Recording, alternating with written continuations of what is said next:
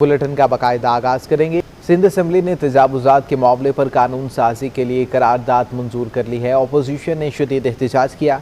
ऐवान में शदीद शोर शराबा भी किया गया।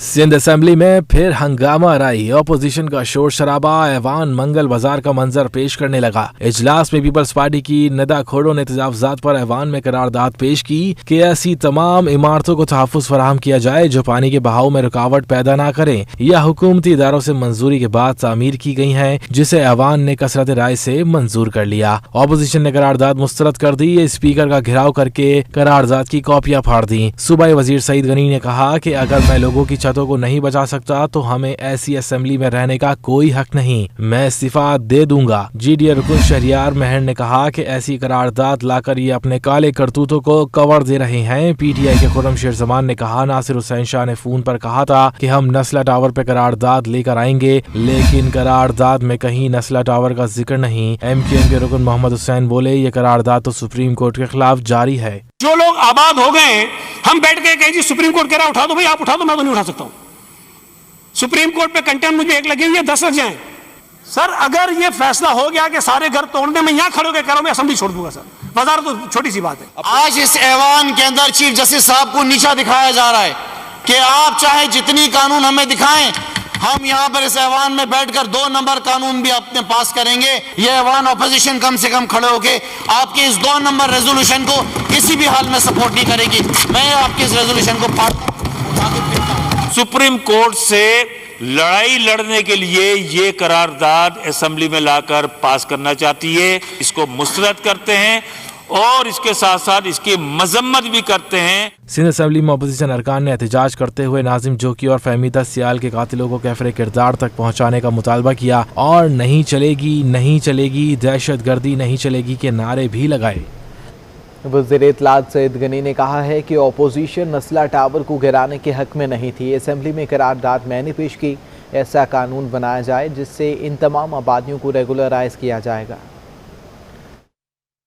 जो अवामी इशूज़ है, अवामी इशू था जिस पर आज करारदाद आई थी, लेकिन आपने देखा कि वो कितने तजादात थे उनके अपनी बातों में। एक तरफ कहते हैं कि नज़ला टावर को नहीं गिरना चाहिए, ऐसी बिल्डिंग को नहीं गिरना चाहिए, दूसरी तरफ हम जब कहते हैं कानून बना तो उसकी मुखालफत करते हैं। तो मेरा ख्याल है कि हुकूमत को या असेंबली में बैठे हुकूमती अरकान को कानून और उसके मुताबिक अपना किरदार अदा करना जो हम कर रहे हैं। अगर आपने करारदाद पढ़ी हो, उस करारदाद में ये लिखा हुआ है कि सिंध हुकूमत एक ऐसा कानून लेकर आए जिसमें इन आबादियों को, इन घरों को कोई प्रोटेक्शन दी जाए। उसके साथ साथ ये लिखा हुआ है कि जो ऑफिसर उसके अंदर जिम्मेदार हैं उनके खिलाफ एक्शन लेने का भी उस कानून के अंदर जो है कोई जरूरी चीज़ें मौजूद होनी चाहिए। तो हमने आज जो करारदाद मंजूर की है उसके अंदर सिर्फ उन इमारतों को प्रोटेक्शन देने की बात नहीं है, उसके साथ साथ जिम्मेदारों के खिलाफ कार्रवाई करने की भी बात हमें की है। Opposition leader Sindh assembly Haleem Adil Sheikh ने दावा किया है कि असेंबली में पेश की गई करारदाद में नस्ला टावर का जिक्र कहीं नहीं था। मीडिया से गुफ्तगू में कहा कि ज्वाइंट अपोजिशन की करारदाद कोई हाईजैक किया गया है। नस्ला टावर पे हम कोई करारदाद लाना चाह रहे हैं। नस्ला टावर की करारदाद हमारी जमा है। आज देखा तो करारदाद आ गई, हम सब ढूंढते रहे, चश्मे उतारे, चश्मे लगाए कि उस करारदाद में नस्ला टावर तो कहीं नजर आए। नस्ला टावर उस करारदाद में कहीं नहीं था। असल करारदादें हमारी कल से पड़ी थी जो नहीं रखी गई। हमारी करारदाद जो मुश्तरका थी ज्वाइंट अपोजिशन की, MQM, GDA, PTI, वो करारदाद जमा थी। और वो करारदाद क्या थी? नस्ला टावर की करारदाद, नस्ला टावर के मुतासरीन की करारदाद हमारी। नस्ला टावर के सुप्रीम कोर्ट ने भी जो फैसला किया है उसने कहा है कि इसके मुतासरीन को या बिल्डर या सिंध हुकूमत कंपनसेट करे। इफाक में PTI की इत्तेहादी जमात MQM पाकिस्तान ने हुकूमती बिल्स की हिमायत करने का फैसला कर लिया है। मुत्तहिदा कौमी मूवमेंट EVM के बिल समेत दीगर बिल्स पर हुकूमत की हिमायत करेगी। MQM पाकिस्तान ने हुकूमती बिल्स की हिमायत का फैसला राब्ता कमेटी से मुशावरत के बाद किया। ज़राए का कहना है कि MQM पाकिस्तान को EVM के मामले पर वज़ीर आज़म समेत वजारत साइंस और टेक्नोलॉजी ने ब्रीफिंग दी। पार्टी की जानिब से EVM बिल के पेश होने पर हुकूमत की हिमायत का फैसला किया गया।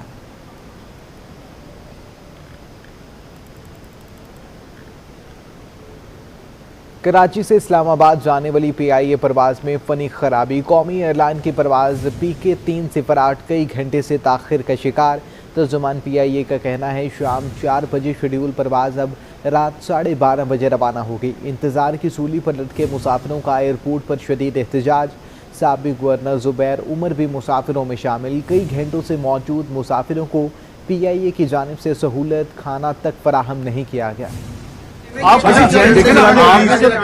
जब आपने ये कहा कि 6:30 बजे है, आपसे रिक्वेस्ट कर रहे हैं किसी जेंट्स को बुलाइए। Why didn't you announce? अगर आप अनाउंस करते 6 बजे कि नहीं है 6:30 बजे तो लोग दूसरे डिसीजंस लेते हैं। उन्होंने इस्लामाबाद में जो भी एंगेजमेंट है उसके हिसाब से आगे मैंने चकवाल जाना है, मुझे नहीं मतलब आप लोग जिम्मेदार हैं। मैडम आप बहुत एक्स्ट्रा टाइम दे दें, कोई मीटिंग में जाना, मेरे को आधा घंटा 1 घंटा है, आप वो ऐसा उसको कौन दूर करेगा? जी ये कह रहे हैं इनका रोलिंग खराब हुई हुई है, वो तो नहीं खराब हुई है तो दूसरा था। ये 777 लगाया था, हमको पता है 320 है, बाकी सारे एयरक्राफ्ट हैं। अवाम पर महंगाई का एक और बोझ। FBR ने CNG स्टेशन पर आयद गैस इवेल्युएशन में 84% तक का इजाफा कर दिया है। सिंध में 1 किलो CNG 15 रुपये महंगी कर दी गई है। FBR ने SRO 1465 2021 जारी कर दिया। गैस की नई वैल्यूएशन के तहत रीजन 1 में 74.04 रुपए से बढ़ाकर 134 रुपए 57 पैसे कर दी गई। अब 134 रुपए 57 पैसे पर सेल्स टैक्स आयद होगा। रीजन 2 में गैस वैल्यूएशन 69 रुपए 57 पैसे से बढ़ाकर 128 रुपए 11 पैसे कर दी गई। ऑल पाकिस्तान CNG एसोसिएशन के सीनियर नायब चेयरमैन शुएब खान जी ने CNG पर सेल्स टैक्स नाकाबिले बर्दाश्त करार दे दिया। CNG का रेट कराची और सिंध में तकरीबन 200 रुपये और पंजाब के एरियाज में उसका इतलाक 7 से 8 रुपये, उसकी वजह से रेट बढ़ जाएगा। CNG गरीब आदमी का फ्यूल है, दिहाड़ीदार मजदूरों का फ्यूल है, रशिया ड्राइवर वगैरह पब्लिक ट्रांसपोर्ट इसमें यूज होती है। इस रेट की वजह से एक महंगाई का एक नया तूफान आएगा। शुएब खान जी का कहना है कि CNG महंगी होने से आम मजदूरों और दिहाड़ी पर रिक्शा चलाने वालों और आवाम पर बोझ पड़ेगा। Welcome back. हुकूमत सिंध ने अदालत के हुक्म पर ग्रेड 17 के महकमा इत्तलात के 37 अफसरान को हुदों से हटा दिया। तमाम अफसरान को डायरेक्टर जनरल इत्तलात में रिपोर्ट करने का हुक्म भी दे दिया गया है। महकमा इत्तलात सिंध ने अफसरान को हुदों से हटाने का नोटिफिकेशन जारी कर दिया है। नोटिफिकेशन के मुताबिक मुतल्लिक अफसरान ने ताहाल सिंध पब्लिक सर्विस कमीशन का इम्तहान नहीं दिया। सिंध पब्लिक सर्विस कमीशन का इम्तहान देने के बगैर भर्ती अफसरान को हटाया जाएगा क्या? महकमा इत्तलात ने हुदों से हटाए जाने वाले अफसरान को रिपोर्ट करने का हुक्म दे दिया है। सिंध में रोटेशन पॉलिसी के तहत अफसरान के तकर्रुर तबादलों पर सिंध और विफाक एक दूसरे के सामने आ चुके हैं। सूबाई और विफाकी हुकूमतों में अफसरान के तबादलों पर ठन चुकी है। विफाकी सिंध से मुशावरत के बगैर अफसरान की खदमात हासिल नहीं कर सकती है।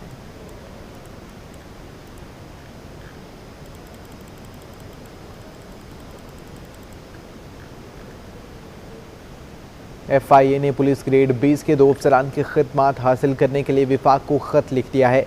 जबकि एस्टेब्लिशमेंट डिवीजन ने रोटेशन पॉलिसी के तहत दोनों अफसरान के खदमात KPK और पंजाब हुकूमत के सुपुर्द कर दी गई हैं। FIA ने साकिब इस्माइल मेमन और जावेद अकबर रियाज के खदमात हासिल करने के लिए विफाक को ख़त लिखा है। पुलिस अफसरान जावेद अकबर रियाज DIG साउथ और साकिब इस्माइल मेमन DIG ईस्ट तैनात हैं। इकलियारी के इलाके नयाबाद में 7 मंजिला ज़ेर तामीर इमारत गैर कानूनी होने के बायस तोड़ने का अमल शुरू कर दिया गया। इमारत को SBCA ने गुज़श्ता माह सील कर दिया था।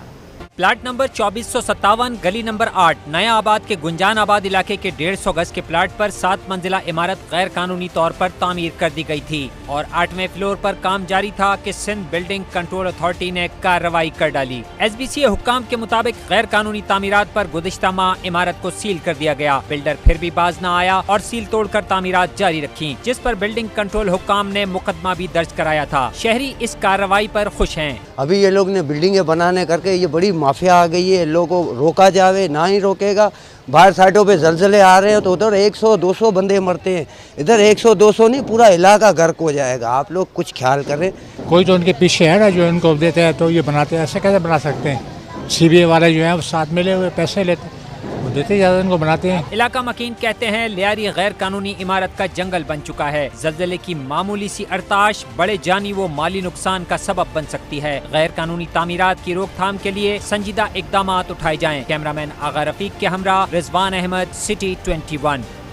सिंध हाईकोर्ट ने इकमा में अंडा मोड़ से मंगूपी रोड क्लियर करने का हुक्म दे दिया है। जस्टिस जफर अहमद राजपूत और जस्टिस मोहम्मद फैसल कमाल आलम पर मुश्तमिल बेंच के रूबरू अंडा मोड़ न्यू कराची मुस्तफ़ाबाद में सड़क ज़मीन लीज देने से मुतल्लिक दरख्वास्त पर समाअत हुई। वारंट गिरफ्तारी जारी होने पर director KMC central, senior director Bashir Siddiqui, Mazhar Khan और दीगर अदालत में पेश हुए। रोड की ज़मीन लीज पर देने पर अदालत ने KMC और सिंध हुकूमत पर बरहमी का इजहार किया।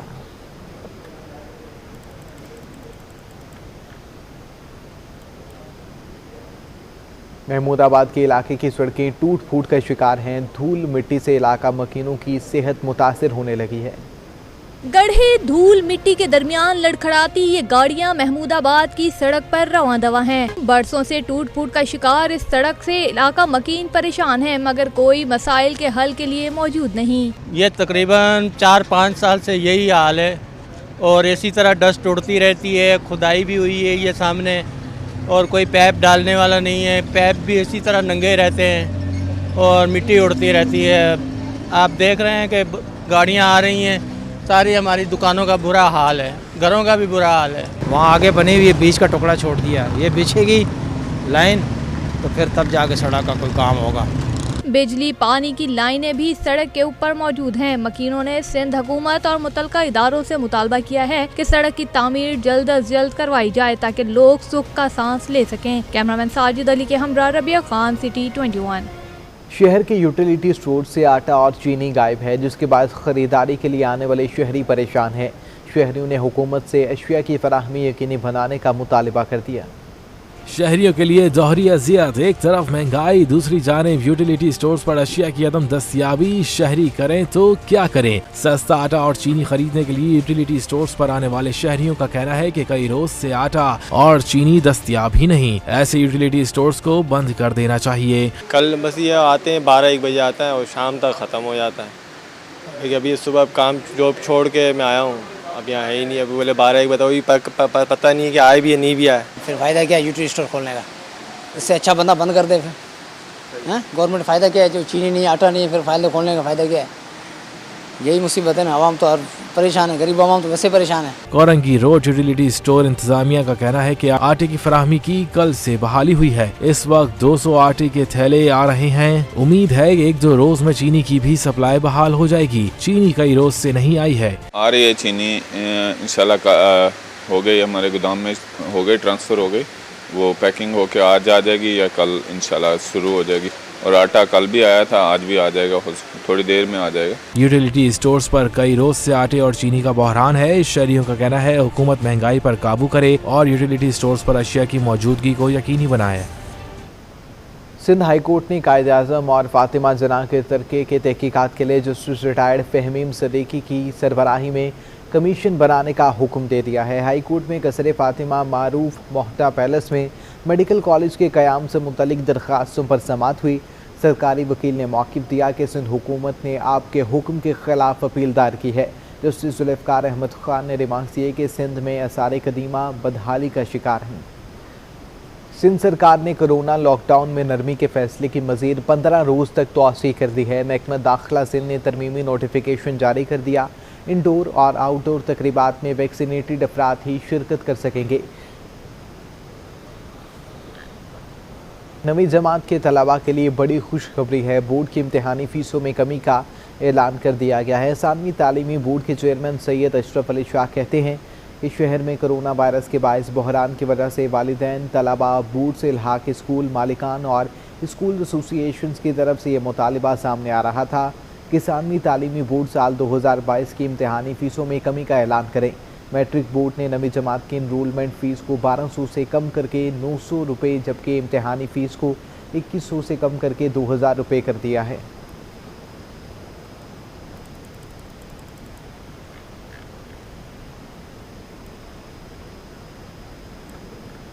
बिन कासिम टाउन में महकमा तालीम और USAID के इश्तराक से स्कूल कायम कर दिया गया है। वज़ीर तालीम सरदार शाह कहते हैं कि वफाकी हुकूमत को तनकीद करने की बहुत जल्दी होती है। बिन कासिम टाउन में गवर्नमेंट हाई स्कूल सिंधी जमात कोऑपरेटिव सोसाइटी का इफ्तिताह। तकरीब में अमरीकी कौंसिल जनरल मास्टरों ने भी शिरकत की। इस मौके पर वजीर तालीम सिंध सरदार शाह ने कहा कि 5000 स्कूलों की बंदिश के मुतालिक वफाकी हुकूमत को इल्म ही नहीं, इसलिए तनकीद की जा रही है। ये स्कूल कई सालों से नॉन फंक्शनल है। वफाकी हुकूमत का ये हशर है, न किसी की बात समझते हैं, न मैंने कहा कि 5000 स्कूल वो स्कूल है जो हम बंद करने जा रहे हैं जो नॉन वायबल है। नॉन वायबल का मकसद ये है कि वो स्कूल ना पायदार है, ना मौजून गैर मौजून है। वो स्कूल वहाँ पे बच्चे नहीं हैं, वो चल नहीं सकते, या तो बिल्डिंग्स खत्म हो गई हैं। वज़ीर तालीम का मजीद कहना था कि 5000 में से 1400 स्कूल वो हैं जो कई सालों से खराब हालत के बाइस बंद हैं और 3600 स्कूल 1 और 2 कमरों पर मुश्तमिल हैं। 1400 स्कूल ऐसे हैं जो फकत पेपर्स में हैं, जो डज नॉट एग्जिस्ट की क्राइटेरिया में फॉल होते हैं। बाकी 3600 उसमें स्कूल ऐसे हैं जिसका सेमिस कोड है तो बिल्डिंग नहीं है वहाँ पे, या अगर एक गांव में ऑलरेडी 8 स्कूल बने हुए हैं तो वहाँ पे नवा स्कूल ये भी बना हुआ है। इस मौके पर अमरीकी कौंसिल जनरल मास्टरों ने उम्मीद जाहिर की कि इस स्कूल के जरिए बच्चों को बेहतर तालीम मुयस्सर होगी। उन्होंने कहा कि अमरीका पाकिस्तानी हुकूमत के साथ मिलकर तालीम के फरोग के लिए कोशा है। पर्ल कॉन्टिनेंटल होटल में 70वें international trade and industry fair नुमाइश का इनेकाद किया गया है, जिसका इफ्तिताह गवर्नर सिंध इमरान इस्माइल ने किया। गवर्नर सिंध इमरान इस्माइल ने मीडिया से गुफ्तगू करते हुए कहा कि ये बड़ी खुशाइंद बात है कि दुनिया की बड़ी कंपनियां कराची आई हैं। इस नुमाइश से दुनिया को अमन का पैगाम जा रहा है। इस नुमाइश से दुनिया भर में अमन का पैगाम जा रहा है, जबकि इससे तिजारत को फ़रोग और बिजनेस के नए मौके पैदा होंगे।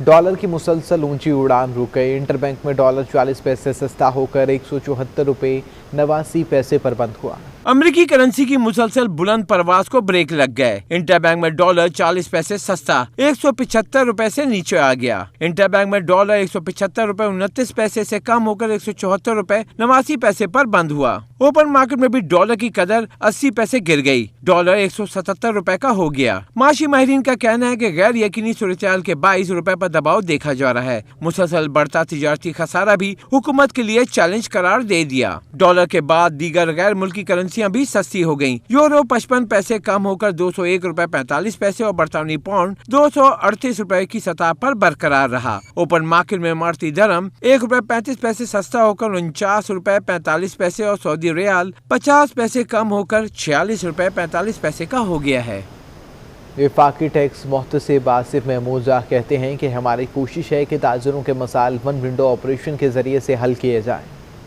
PHMA हाउस में ताजरों से खिताब में आसिफ महमूद का कहना था कि इदारों को शोकाज नोटिस के बजाय मसाइल का हल निकालना अवलीन तरजीह है। FTO टैक्स दहिंदगान को आसानियाँ फराहम करने वाला इदारा है। आज मैंने सारे कस्टम ऑफिसर से खिताब किया और उन्हें यही बताया कि लोगों के मसाइल हल करने हैं। ये जो FTO का इदारा है ये आसानियाँ बांटने वाला इदारा है, ये खैर और फलाह का इदारा है। आसिफ महमूद ने कहा कि वन विंडो के जरिए से ताजरों के मसाइल का हल चाहते हैं। अफसरान को भी कहा है कि आवाम की खिदमत करें।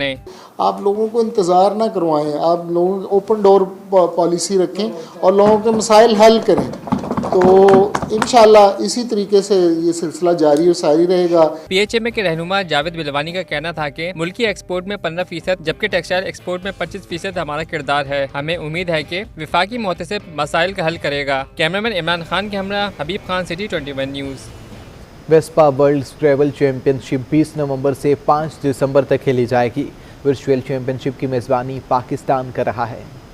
वेस्पा स्क्रैबल चैंपियनशिप कोविड के बायस इवेंट का इनेकाद ऑनलाइन होगा। पाकिस्तान स्क्रैबल एसोसिएशन इवेंट की मेजबानी कर रहा है। वेस्पा की एग्जीक्यूटिव कमेटी के रुकन तारिक परवेज ने कराची में इवेंट की तफसीलात बताई। बोले 23 ममालिक से 100 से ज्यादा खिलाड़ियों ने इवेंट में शिरकत की तस्दीक कर दी है। चैंपियनशिप 3 हफ्तों पर मुश्तमिल होगी, जिसके मैचेस हफ्ता और इतवार को होंगे। ग्रुप मरहले के मैचेस 20, 21 और 27-28 नवंबर को खेले जाएंगे। क्वार्टर फाइनल, सेमीफाइनल और फाइनल 4 और 5 नवंबर को शेड्यूल है। टूर्नामेंट की मजमूई इनामी रकम 8000 यूरो है, जो टॉप 8 खिलाड़ियों में तकसीम होगी। पाकिस्तान स्क्रैबल एसोसिएशन के सदर नदी उमर का कहना था कि कोयटा ग्लैडिएटर्स स्क्रैबल के फरोग के लिए अपना ताउन जारी रखेगी। न्यूज़ स्टूडियो से अब तक के लिए इतना ही।